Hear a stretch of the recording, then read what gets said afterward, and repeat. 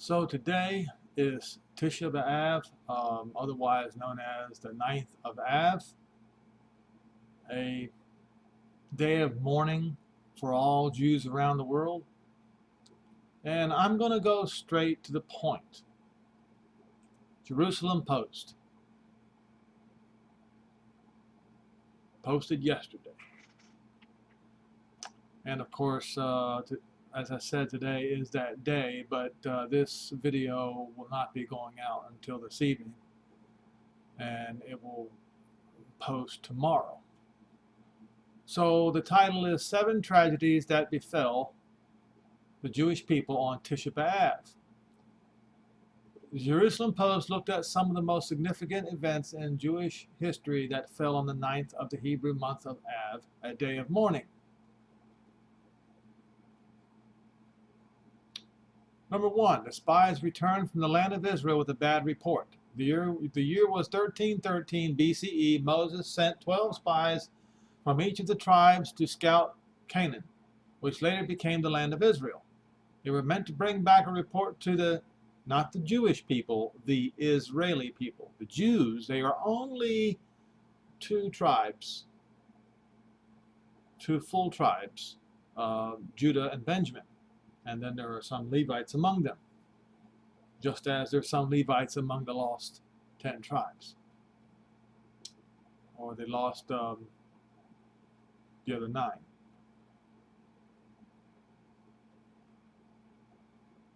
When the 12 spies returned, 10 lied and said that although the land does flow with milk and honey and presented large fruits that grow there for the Israeli people, the people who lived there were very powerful and the cities are fortified and very large.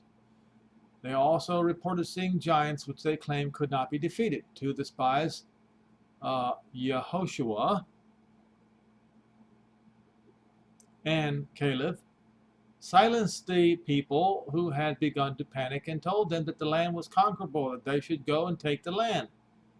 They praised the land as well. However, no one believed them, and the Israeli people chose to stand with the other 10 spies' accounts. Despite these 2 truthful accounts, the Hebrew people cried and said that they would rather go back in Egypt and die in the hands of the Egyptians. This was the 9th of Av. The Hebrew people were punished for believing the lies and the slander of the 10 men, and Jehovah decreed that the Jews were to wander in the desert for 40 years. All right, the second one, destruction of the first temple. That would be Solomon's temple. The first temple, built by King Solomon, was destroyed by the Babylonians on the 9th of Av in either 421 BCE or 423 BCE. Opinions on the exact secular year differ. The destruction was led by Nebuchadnezzar II, who attacked and besieged Jerusalem. It is estimated that at least 100,000 Jews died during this short time. Nebuchadnezzar's army plundered the temple and then set it on fire. The building burned for 24 hours until just after midday on the 10th of Av. The city of Jerusalem was also destroyed by the Babylonian army. Many of the high priests serving the temple, as well as prominent figures, were also murdered by the Babylonians. Gold, silver, and many of the holy vessels used in the temple were taken to Babylon. At least 100,000 Jews massacred, and many remaining Jews were forced into exile into Babylon, which is present-day Iraq. This exile lasted 70 years, exactly as the prophet Jeremiah was spoken in the prophet Jeremiah, and brought an end to the autonomous rule of the Jewish people over Israel. Now, they have number 3, the destruction of the second temple. Well,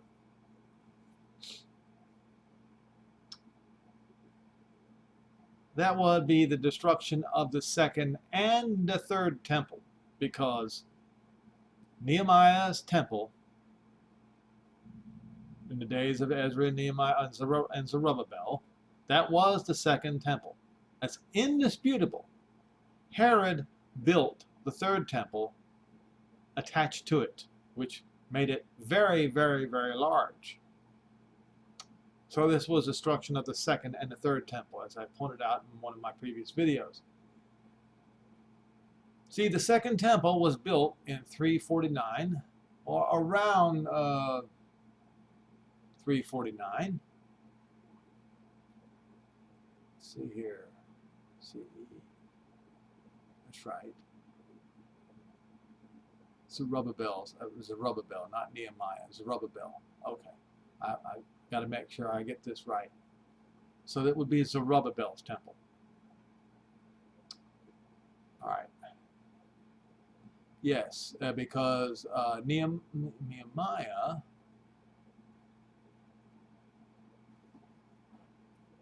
Wait a minute. These dates are not right. Nehemiah built the street and the wall, yeah, around 444 BCE. I'll go into that later. But anyway, this stood for more than 400 years. It was destroyed in 70 CE by the Romans, led by the man who would become Emperor Titus. And I've talked extensively about this particular episode and how Christians today deny that Titus was the abomination of desolation spoken of by Daniel the prophet, as Yehoshua Messiah spoke about in Matthew 24 and Luke 21. And his armies besieged Jerusalem, and as a result, more than 2 million Jews living in the city died from disease, starvation, or were murdered when the Roman armies entered into the city. Now, let me remind everyone that many of the men who were in the Roman armies were Syrians/Arabs. So the Romans consorted with Israel's Arab enemies to destroy Jerusalem, and that is the reason why the Romans and Israel's Arab enemies are going to have to pay an extremely heavy price in the coming of the Messiah. For 3 weeks, battles between the Jews and the Romans raged, and on Tisha B'Av, it culminated into a final battle. The Jews lost despite putting up a strong fight, although Titus reportedly ordered the temple not to be burned, as I've said so many times before. In fact, he made a pact, a covenant with his legions, and that covenant, the pact, was broken. It was not a peace treaty, as Christians today falsely claim. The soldiers set it alight later that day. Then the Romans brought idols into what was left of the second temple, yes, fulfilling the wishes of that horrible, detestable, Satan-possessed Caligula. He was the first one who ordered the idol to be placed at the temple, or in the temple, and offered up sacrifices to their gods. That's what this whole thing was all about. The whole thing was all about Caligula. And because of what Caligula did, the Jews revolted. That was the great rebellion that Christians falsely call the great falling away that they claim is yet to happen. If you look in the Bible, you look in Strong's Concordance, you'll plainly see it's a rebellion, and that already occurred.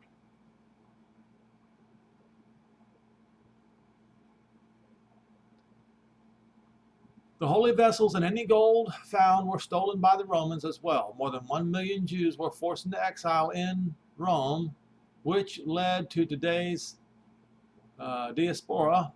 It is also believed that between 80 and 100,000 Jews were sold into slavery.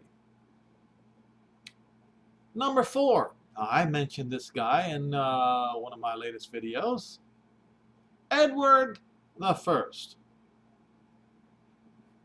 An evil and vile man. Expulsion of the Jews from England in 1290. It was from England, was where the first known blood libels began. In July 1290, a general expulsion of Jews was ordered by King Edward I. He made it clear that by November 1st, all Jews had to leave the country or face execution. The Hebrew date on which this edict was announced was Tisha B'Av. And what religion was he? Can anybody guess? Christian. About 2,000 Jews were exiled from England, while less than 100 converted to Christianity. Interestingly, the Tower of London served as a main point of exit for Jews who traveled out of England via the Thames River. Were not that bad enough, the exiled Jews were charged a deportation tax by the constable of the Tower. The edict of expulsion ordered by the king was not viewed by historians as a sudden decision. For more than 200 years prior to this, wait for it, folks, here it is, Jews were subjected to increased persecution, which had already started with rumors of blood libels and pogroms in the 12th and 13th century. Jolly old Christian England. Following the edict in 1290, the Jews were not allowed to live in England until the 1650s under Oliver Cromwell. If you remember, those of you who read your history, you know that Oliver Cromwell overthrew the King of England. And in comparison to the kings of England, he was righteous.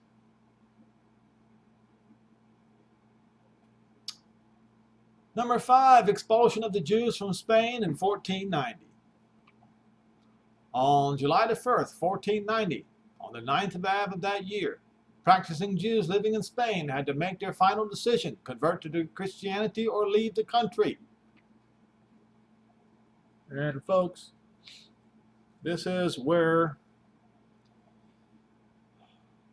I've been able to, through my mother's side, find that some, and it is so distant, it's hard to say when. Well, let me put it to you this way. FTDNA says that I have I'm 5% Sephardic Jew. Well, the Sephardic Jews were in Spain, and they suffered the Spanish Inquisition. My mom used to talk a lot about that. And then I discovered that through her matrilineal line, from mother to grandmother to great-grandmother, etc., that has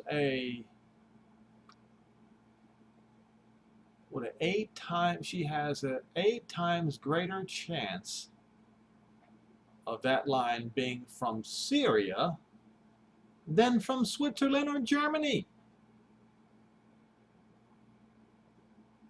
which is supposedly where that ancestry came from. Around 8 or 9 times better chance from Syria. Well, folks, where do you think the Sephardic Jews fled to? Many of them fled back into to the Holy Land, to Lebanon, what's today is Lebanon, Syria, Iraq. And this is the reason why there is this similarity between Sephardic Jews and Mizrahi Jews. Anyway, but most converted. So now they're lost. Lost, folks. And without a miracle, without the promises to Abraham, Isaac, and Jacob, they would be lost forever.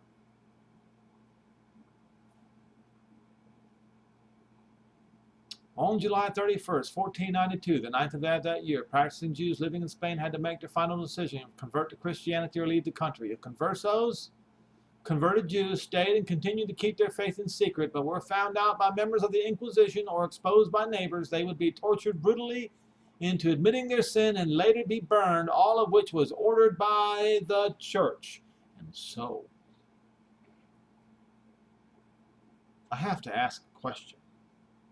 Do you want to be associated with that name? The church? After knowing this?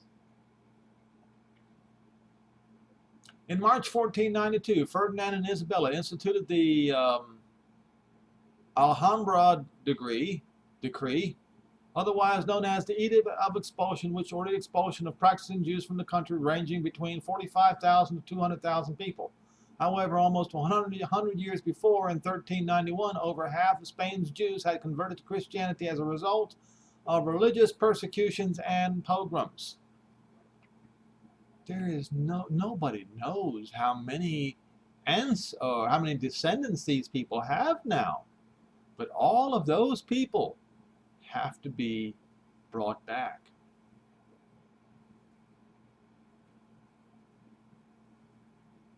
The 1492 Edict of Expulsion was instituted mainly to eliminate the influence of practicing Jews on Spain's large converso population and ensure that they did not revert to Judaism. Number 6, World War II begins. On August 1st, 1914, the 9th of Av, Germany declares war on Russia, opening the gates of fire, fury, and death. Now, folks, please understand what today is. The 9th of Av. Something could happen today.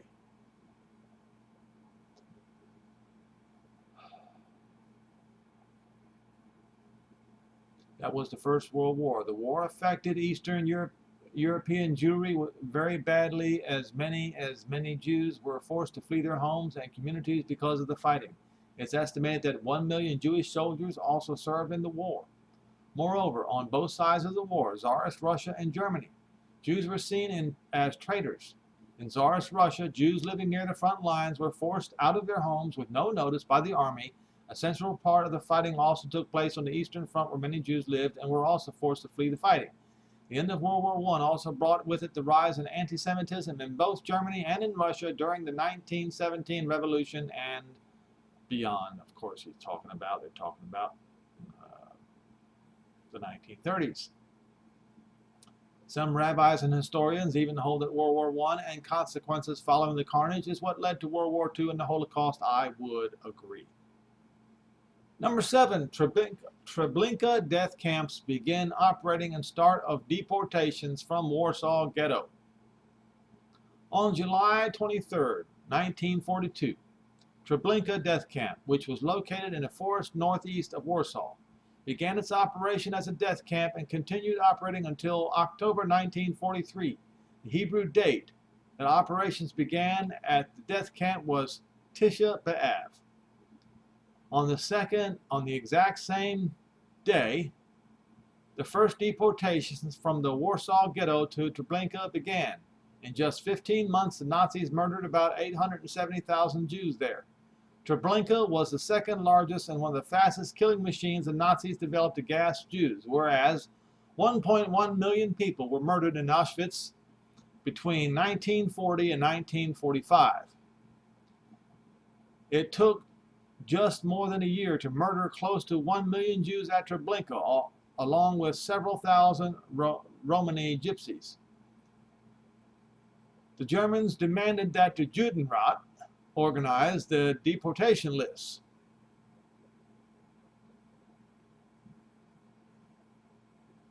Come on, stop this. The head of the Jewish council in the Warsaw Ghetto was Adam Czerniakow.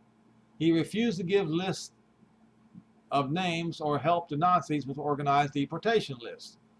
On July 23rd, 1942, he committed suicide by swallowing a cyanide capsule. He would rather die than assist the Nazis in the slaughters of the Jews. Now,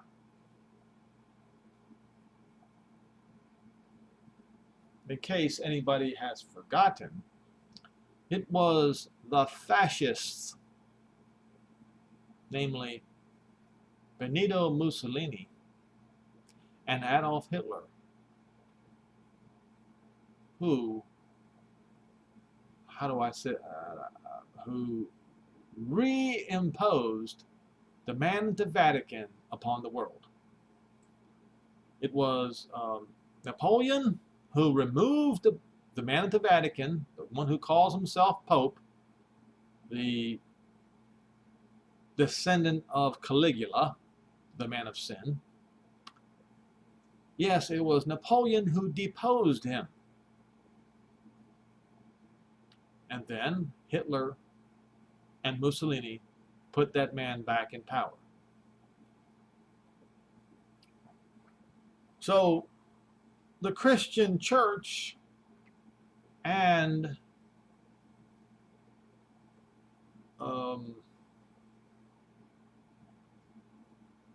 after I would say the Council of Nicaea, continued the crimes of pagan Rome. They chose the way of delusion, and they chose the way of Cain, which is why you'll never catch me wearing a cross. I will wear this instead, because I have no company, no association with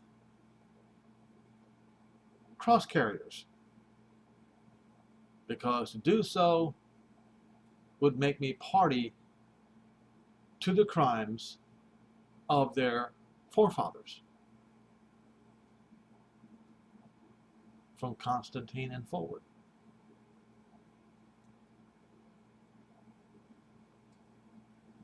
There's coming a day when the shoe is going to be on the other foot. Instead of the Jews mourning, this is going to happen. Matthew 24.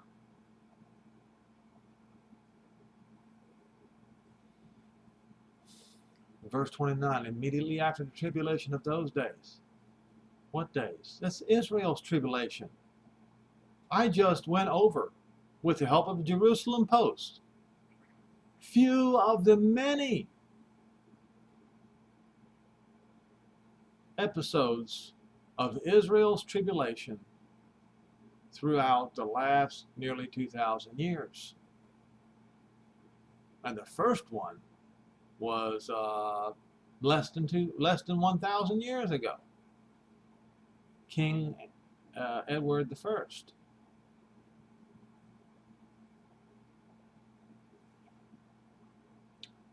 So immediately after Israel's tribulation shall the sun be darkened, and the moon shall not give her light, and the stars shall fall from heaven, and the powers of heaven shall be shaken. And then shall appear the sign of the Son of Man coming, sign of the Son of Man in heaven, in the clouds. They're going to see the sign. And when the sign comes, there's going to be a loud announcement. It says, behold, the bridegroom comes, go you out to meet him. And then shall all the tribes of the earth mourn. That would be the Gentiles. Because you see, Israel's Messiah does not fit their narrative. You see, Israel's Messiah today is the Christian Antichrist. That's why they're going to mourn. And then they're going to see him, the Son of Man, coming in the cloud of heaven with power and great glory. And he will send his angels with the great sound of a trumpet, and they shall gather together his elect. Who are the elect? Well, according to Paul, for Abraham, Isaac, and Jacob's sake, Israel are the elect. According to Isaiah in chapter 45 and verse 4, Israel, the people of Israel are the elect.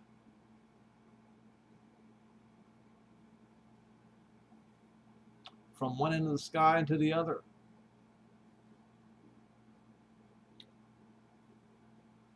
And Israel's enemies, as I pointed out in my previous video, are going to be punished for all the things that they had done to the Jews. And these descendants of those who were forced to convert to Christianity,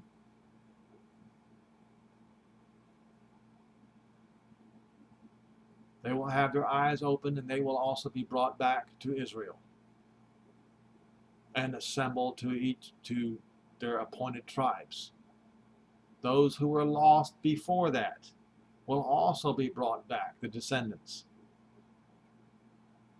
The vast majority of Israel today have no idea who they are.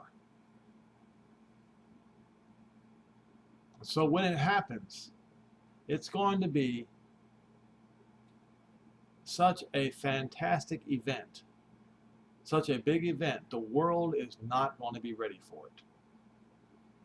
But Israel's mourning is going to be turned to joy.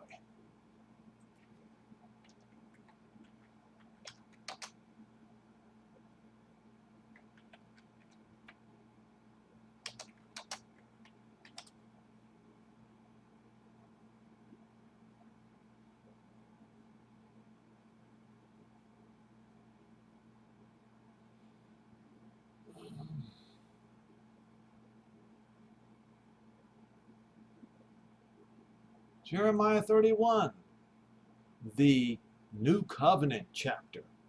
That's what I'm going to start doing. I'm going to start calling Jeremiah 31 the New Covenant chapter. And shame on you Christians for refusing to mention that you always say New Testament, but you never say the New Covenant. Why is that? Because when the New Covenant is mentioned in the Bible, it talks about Israel. Yes. Every single time the New Covenant is mentioned in the Bible, whether it's in Moses and the prophets, or whether it's in the words of the Messiah and the apostles, Israel is always mentioned every single time. The chapter of the New Covenant. Mourning turned into joy. There will no longer be this mourning on the 9th of Av when Messiah comes. At least not for Israel it won't be.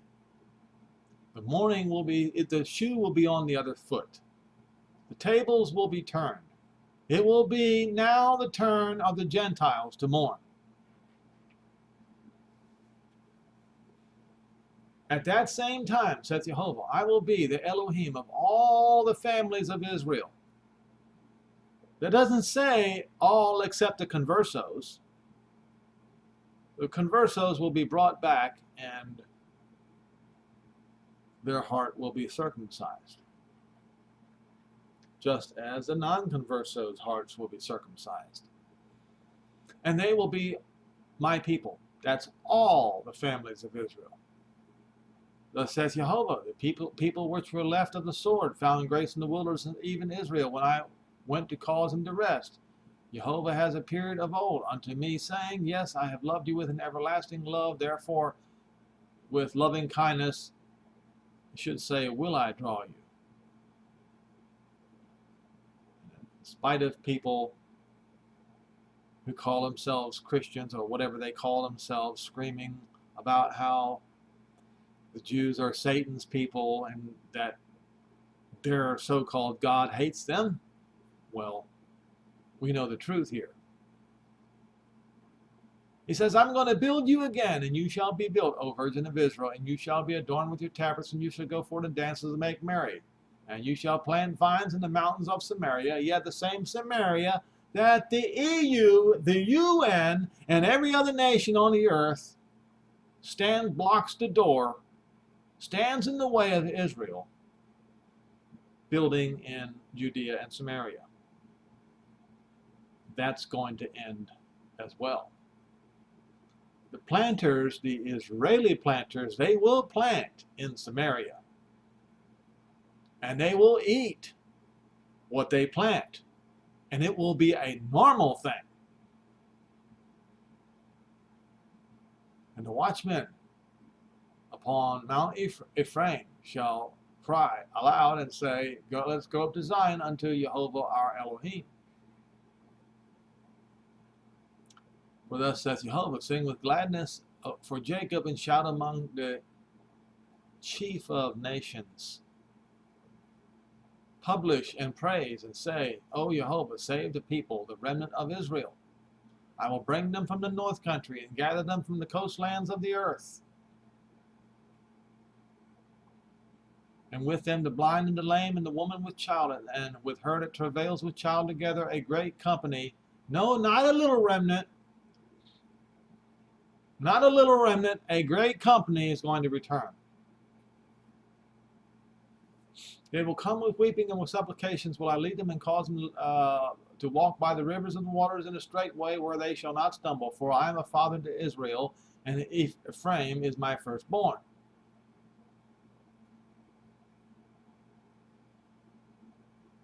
The way Jacob considered Ephraim his firstborn.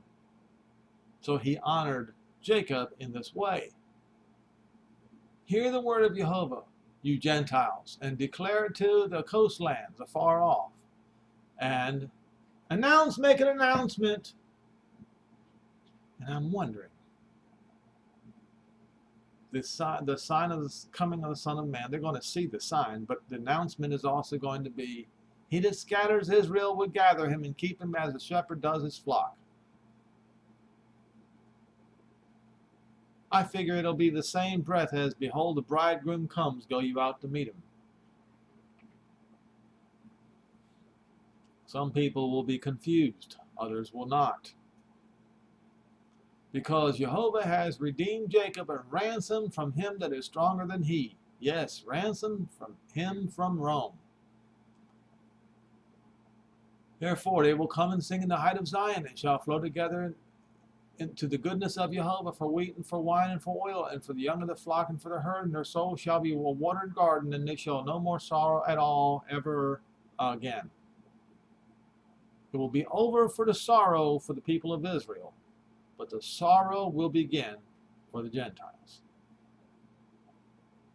Then shall the virgin rejoice in the dance, both the young and the old together, for I will turn their mourning into joy. Yes, folks, Israel's mourning is going to be turned into joy.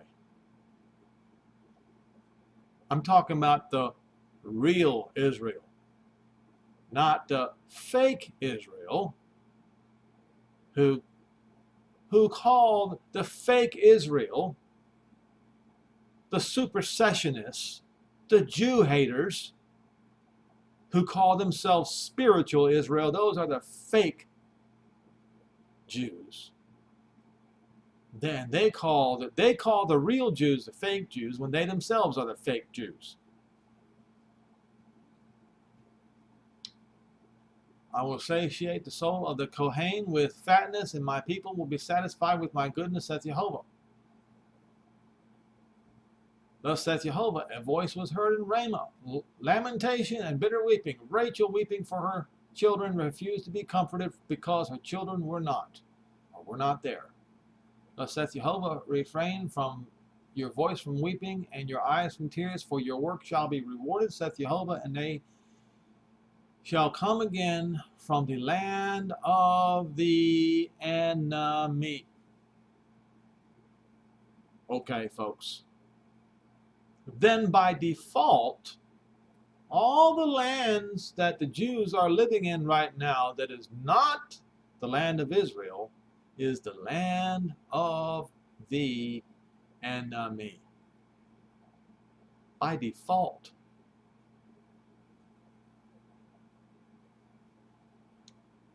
There is hope in your end. What end? Well, let's see now. We just read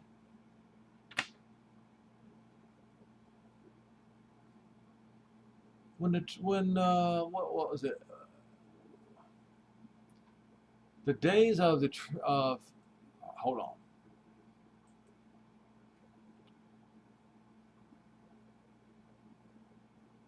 Immediately after tribulation of those days. That's the time of the end. Okay. And this is how you also know that the time of the end is the end of Israel's tribulation. Why? Reading Jeremiah right here. There is hope in your end. Now, I know Christians will say, at the time of the end, that's when Israel's tribulation begins. Wrong. Wrong. That's when Israel's tribulation ends, because there is hope in the end of days for Israel, saith Jehovah, because your children will come back again to their own border. Now, remember what I said before. It's not just Jews. Ephraim is still lost. Ephraim is going to come back when Jehovah roars out of Zion. It says so in Hosea 11. That's when Ephraim is going to come. Who's Ephraim? Ephraim was the leader of the lost 10 tribes. So when he says Ephraim, he means the lost 10 tribes. I have surely heard Ephraim bemoaning himself, thus you have chastised me, and I was chastised as a bullock unaccustomed to the yoke. Return, or tell me to return, and I will return, because you are Jehovah my Elohim. Surely after I returned, what? Wait a minute. See, this is why I keep trying to tell you, Christians, you got it backwards for Israel. You say repentance for the Jews and Israel must repent first before they can be saved. Well, Ezekiel 39 has rock solid proof, word by word proof, that the opposite is true. And he's going to save them first, and then they will repent. And now we see the second proof right here. Is after I was returned or saved, I repented. And after I was instructed, I smote my thigh. I was ashamed, yes, even confounded, because I bore the reproach of my youth. Oh, how you Christians have turned this thing around backwards. Ephraim is my dear son. He is my pleasant child.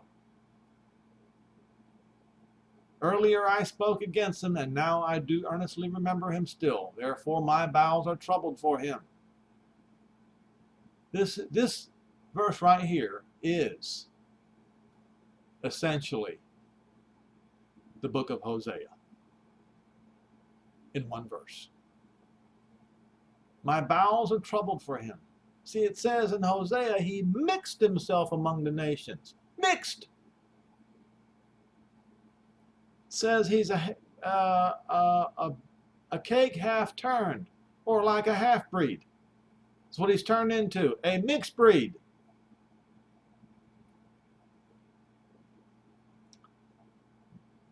I will surely have mercy upon him, saith Jehovah.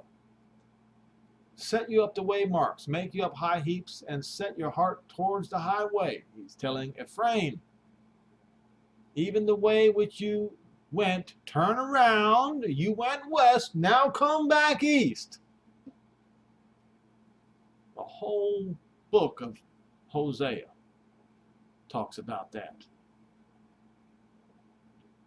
Turn again, O Virgin of Israel, and turn back again to your former cities. How long will you go about, O you backsliding daughter? For Jehovah has created a new thing on the earth. A woman shall compass a man. Yes. What it means is the script is going to be flipped in every way. Thus says Jehovah of hosts, the Elohim of Israel, as yet they will use this speech in the land of Judah and in the cities thereof, when I will bring again their captives. Jehovah bless you, O habitation of justice and mountain of holiness. And there shall dwell in Judah itself and all the cities thereof together husbandmen, and they shall go forth with flocks. For I have satiated the weary soul, and I have replenished every sorrowful soul. Now, who's sorrowful today? The Jews. That's going to change, because he's going to replenish their sorrowful souls. Upon this I awaked, and beheld my sleep was sweet unto me. Behold, the days come, saith Jehovah, I will sow the house of Israel and the house of Judah. Not just the Jews, but the lost 10 tribes of Israel, with the seed of men, and with the seed of beasts. And it shall come to pass, that like as I watched over them, to pluck up, and to break down, and to throw down, and to destroy, and to afflict, so will I watch over, and to build, and to plant, saith Jehovah. It would not be fitting, it would not be right for me to talk about the 9th of Av today without talking about the chapter of the new covenant. In those days they shall no more say, the fathers have eaten a sour grape, and the children's teeth are set on edge. But every one shall die from his own iniquity, and every man that eats a sour grape, his teeth shall be set on edge. Behold, the days come, saith Jehovah, that I will make a new covenant with the house of Israel and with the house of Judah. Not a New Testament. No. New covenant. Jew and non-Jew alike, pay attention. If you're a Jew and you say we don't need a new covenant, well, you're going to get one anyway. If you're a non-Jew and you demand that Israel not get a new covenant, you will be deprived of any portion of the new covenant, because you have set your own judgment against yourself. No one will have judged you. You will have judged you, because you should know better. A new covenant with the house of Israel and with the house of Judah.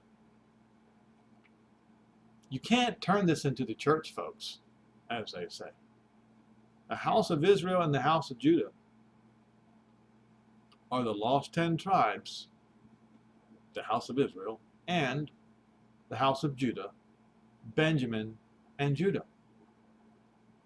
Not according to the covenant that I made with their fathers in the day when I took them by the hand to lead them out of the land of Egypt, which covenant they broke, although I was a husband unto them, saith Jehovah. But this shall be the covenant that I will make with the house of Israel. After those days, saith Jehovah, I will put my Torah. All right, hold on. Verse 33. Just so you Gentiles won't go, but. 33.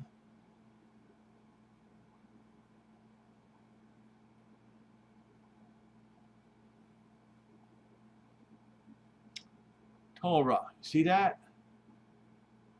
There it is. I will put my Torah in their inward parts and write it in their hearts, and I will be their Elohim, and they shall be my people. And they will no more teach every man his neighbor and every man his brother, saying, Know Jehovah, not the Lord, Jehovah. He's the Father. The Father created everything, including the Messiah. For they shall all know me, from the least of them unto the greatest of them, saith Jehovah. For I will do what? He's going to do what the Gentiles refused to do.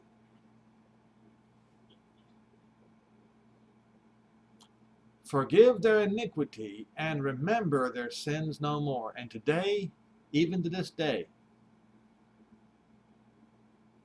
the Gentiles refuse to live the sins of the Jews down. They will insist on resurrecting the sins of the Jews over and over, and they will keep on doing it until the last day, and they will find themselves rejected for doing so, thrown out of the presence of the Almighty for doing so. Because Jehovah is going to forgive the iniquity of the Jews and all Israel, and he will remember their sins no more. That's right, folks. This chapter is the New Covenant chapter, not the New Testament chapter, the New Covenant chapter. Learn to say it. And quite frankly, I'm thankful to my dad for long ago pointing out and correcting people when they said New Testament. He would always say New Covenant.